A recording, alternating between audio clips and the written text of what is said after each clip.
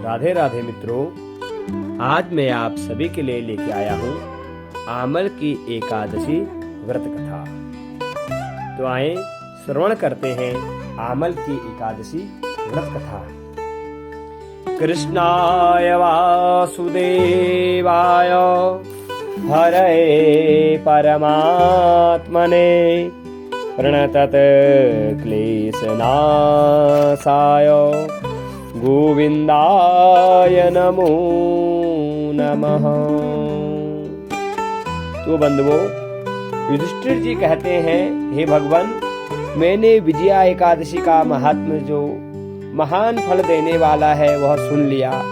अब फाल्गुन शुक्ल पक्ष की एकादशी का नाम क्या है और उसकी महात्म्य बताने की कृपा कीजिए। तो भगवान श्री कृष्ण कहते हैं, हे महाभाग धर्मनंदन, सुनो, तुम्हें इस समय वह प्रसंग सुनाता हूँ जिसे राजा मानधाता के पूछने पर महात्मा वशिष्ठ जी ने कहा था। फाल्गुन शुक्ल पक्ष की एकादशी का नाम है आमल की एकादशी। इसका पवित्र व्रत विष्णुलोक की प्राप्ति कराने वाला है। मानधाता ने पूछा, हे द्विजश्रेष्ठ, यह आमल की कब उत्पन्न हुई, मुझे बतलाइए। वशिष्ठ जी ने कहा, हे महाभाग, सुनो, पृथ्वी पर आमल की उत्पत्ति किस प्रकार हुई यह बताता हूँ। आमल की महान वृक्ष है जो सब पापों का नाश करने वाला है। भगवान विष्णु के थूकने पर उनके मुख से चंद्रमा के समान कांतिमान एक बिंदु प्रकट हुआ। वह बिंदु पृथ्वी पर गिरा। उसी से आमल अर्थात आंवले का महान वृक्ष उत्पन्न हुआ। यह सभी वृक्षों का आदिभूत कहलाता है। इसी समय समस्त प्रजा की सृष्टि करने के लिए भगवान ने ब्रह्मा जी को उत्पन्न किया। उन्हीं से इन प्रजाओं की सृष्टि हुई।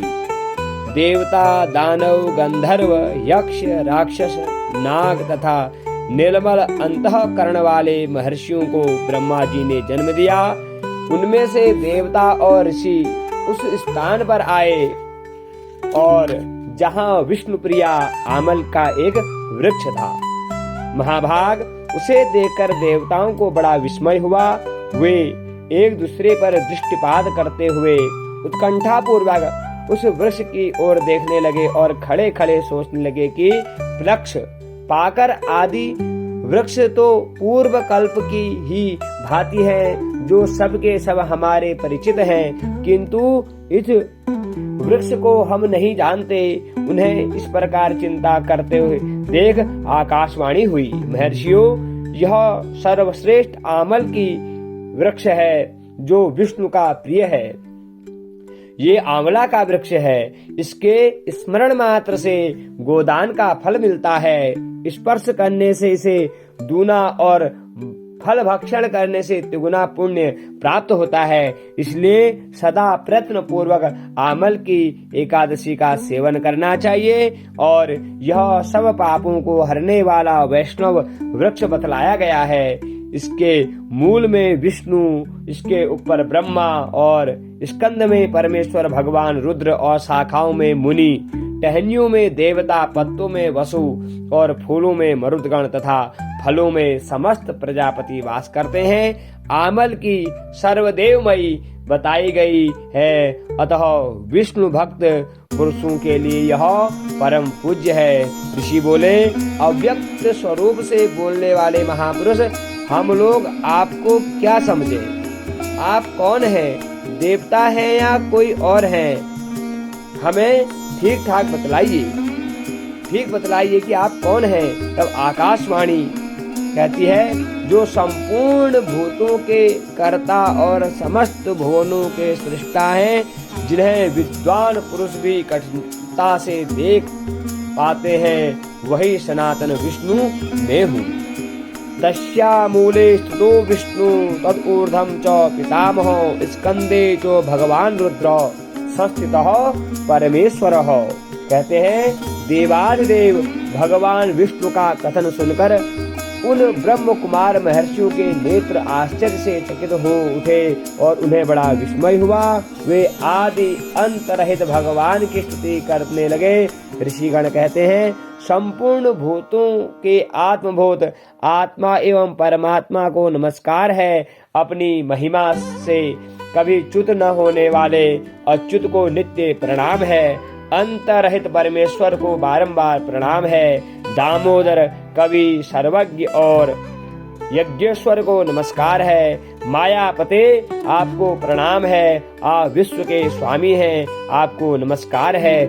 ऋषियों के इस प्रकार स्तुति करने पर भगवान विष्णु संतुष्ट हुए और बोले, महर्षियों तुम्हें कौन सा अभिष्ट वरदान दूं? तब ऋषि कहते हैं, भगवान यदि आप संतुष्ट हैं तो हम लोगों के हित के लिए कोई ऐसा व्रत बताइए जो स्वर्ग और मोक्ष रूपी फल प्रदान करने वाला है।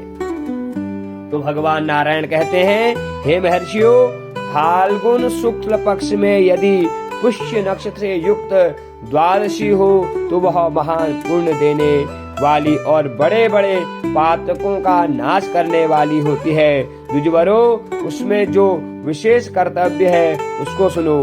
आमल की एकादशी में आंवले के वृक्ष के पास जाकर वहां रात्रि में जागरण करना चाहिए। इससे मनुष्य सब पापों से छूट जाता है और सहस्त्र गोदानों का फल उसको प्राप्त होता है।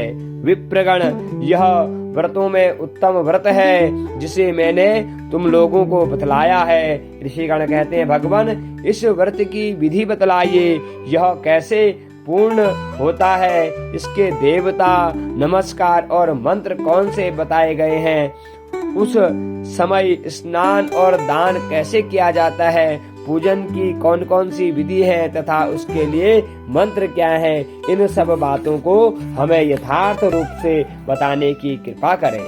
तो भगवान नारायण कहते हैं, हे द्विजवरो, इस व्रत की जो उत्तम विधि है उसको श्रवण करो। एकादशी को प्रातः काल दंत धावन करके यह संकल्प करें कि हे पुंडरीकाक्ष, हे अच्युत, मैं एकादशी को निराहार रहकर दूसरे दिन भोजन करूंगा। आप मुझे शरण में रखें। ऐसा नियम लेने के बाद पतित, चोर, पाखंडी, दुराचारी, मर्यादा भंग करने वाले तथा गुरु पत्नीगामी मनुष्यों से वार्तालाप न करें और अपने मन को वश में रखते हुए नदी में, तालाब में, कुएं में अथवा घर में ही स्नान करें और स्नान के पहले शरीर में जो है मृतिका मिट्टी लगाए। और कहते हैं, अश्वक्रांते रथक्रांते विष्णुक्रांते वसुंधरे मृतके हर में पापम जन्म कोट्याम समर्जितम। वसुंधरे, तुम्हारे ऊपर अश्व और रथ चला करते हैं तथा वामन अवतार के समय भगवान विष्णु ने भी तुम्हें अपने पैरों से नापा था। मृतिका, हे मृतिके, मैंने करोड़ों जन्मों में जो पाप किए हैं मेरे उन सब पापों को हर लो। और वह स्नान करते समय इस मंत्र का उच्चारण करें, त्वं मातः सर्वभूतानां जीवनं तत्तुरक्षकं स्वतेजो द्विजजातीनां रसायां पतये नमः। स्नातोऽहं सर्वतीर्थेषु हृदय प्रश्नवणेषु च नदीषु देवखातेषु इदं स्नानं तुमे भवेत्। जल की अधिष्ठात्री देवी माता, तुम संपूर्ण भूतों के लिए जीवन हो। वही जीवन जो स्वदेज और उद्भिज जाति के जीवों का भी रक्षक है। तुम रसों के स्वामिनी हो। तुम्हें मेरा नमस्कार है। आज मैं संपूर्ण तीर्थों, कुंडों, झरनों, नदियों और देव संबंधी सरोवरों में स्नान कर चुका। मेरा यह स्नान उक्त सभी स्नानों का फल देने वाला हो। विद्वान पुरुष को चाहिए कि वह परशुराम जी की सोने की प्रतिमा बनवाए। प्रतिमा अपनी शक्ति और धन के अनुसार 1 या आधे माह से सुवर्ण की होनी चाहिए। स्नान के पश्चात घर आकर पूजा और हवन करें। इसके बाद सब प्रकार की सामग्री लेकर आंवले के वृक्ष के पास जाएं। वहां वृक्ष के चारों ओर से जमीन, झाड़, गुहार लीप पोत कर शुद्ध करें और शुद्ध हुई भूमि में मंत्र पाठ पूर्वक जल से भरे हुए नवीन कलश की स्थापना करें। कलश में पंचरत्न और दिव्य गंध आदि छोड़ दें। श्वेत चंदन से उसको चर्चित करें और कंठ में फूलों की माला पहनाएं। सब प्रकार के धूप से सुगंध फैलाएं। जलते हुए दीपकों की श्रेणी सजा कर रखें।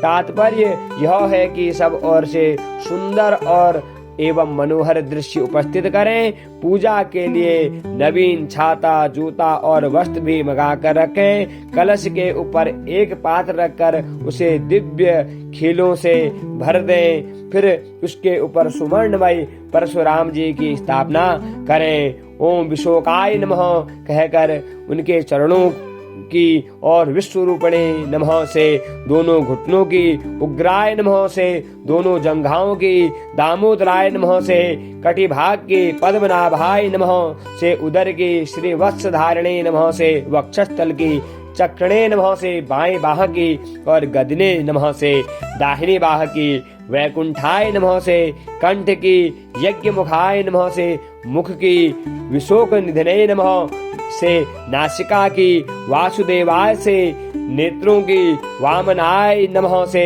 ललाट की और सर्वात्मने नमः से संपूर्ण अंगों तथा मस्तक की पूजा करें। ये भी पूजा के मंत्र है। तदंतर जो है भक्ति युक्त चित्त से शुद्ध फल के द्वारा देवाधिदेव परशुराम जी को अर्घ प्रदान करें। अर्घ का मंत्र इस प्रकार है। नमस्ते देव देवेशो जामदग्न्यो नमोस्तुते हि गृहाणर्घमिमं दत्तो आमलक्यायुतम हरेः। देव देवेश्वर जमदग्नि नंदन श्री विष्णु स्वरूप परशुराम जी आपको नमस्कार है, नमस्कार है। आंवले के फल के साथ दिया हुआ मेरा यह अर्घ ग्रहण कीजिए। तदंतर भक्ति युक्त चित्त से जागरण करें। नृत्य, संगीत, वाद्य, धार्मिक उपाख्यान तथा श्री विष्णु संबंधित कथा वार्ता आदि के द्वारा वह रात्रि व्यतीत करें। उसके बाद भगवान विष्णु के नाम ले लेकर आमल के वृक्ष की परिक्रमा 108 या 28 बार करें। फिर सवेरे होने पर श्री हरि की आरती करें और ब्राह्मणों की पूजा करके वहां की सब सामग्री ब्राह्मण को निवेदित कर दें और परशुराम जी का कलश, 2 वस्त्र, जूता आदि सभी वस्तुएं दान कर दें और यह भावना करें कि परशुराम जी के स्वरूप में भगवान विष्णु मुझ पर प्रसन्न हो। तत्पश्चात आमल का स्पर्श करके उसकी प्रदक्षिणा करें और स्नान करने के बाद विधि पूर्वक ब्राह्मणों को भोजन कराएं। तदंतर कुटुंबियों के साथ बैठकर स्वयं भी भोजन करें। ऐसा करने से जो पुण्य होता है वह सब बतलाता हूँ, सुनो। संपूर्ण तीर्थों के सेवन से जो पुण्य प्राप्त होता है तथा सब प्रकार के दान देने से जो फल मिलता है वह सब उपर्युक्त विधि के पालन से सुलभ होता है। समस्त यज्ञों की अपेक्षा भी अधिक फल मिलता है, इसमें तनिक भी संदेह नहीं है। यह व्रत सब व्रतों में उत्तम है, जिसका मैंने तुमसे पूरा विधि वर्णन किया है।